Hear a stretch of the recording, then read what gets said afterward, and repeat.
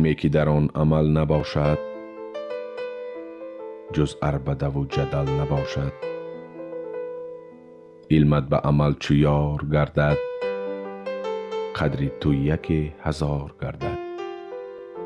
بدرالدین هلالی. چو کسب علم کردی در عمل کوش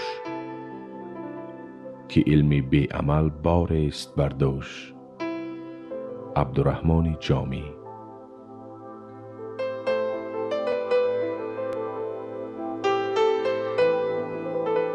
علم خود را مکن جدا ز عمل که بود کارساز علم و عمل. علم اگر با عمل نگردد یار هیچ چیزی ز علم چشم مدار. کمال الدین بینایی.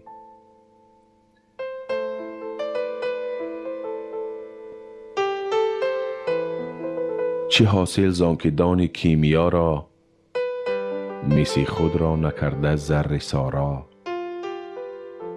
عبدالرحمن جامی.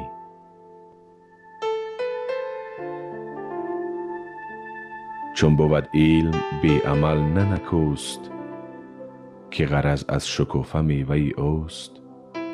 علم اگر با عمل نیامیزد خلل آرد ضلالت انگیزد. کمال الدین بینایی.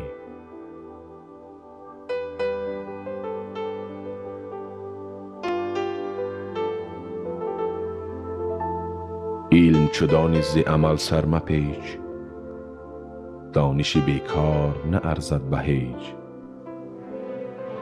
عبدالرحمن جامی.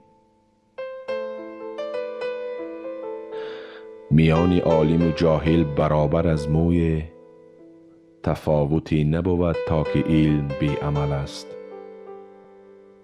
زیبونیسا.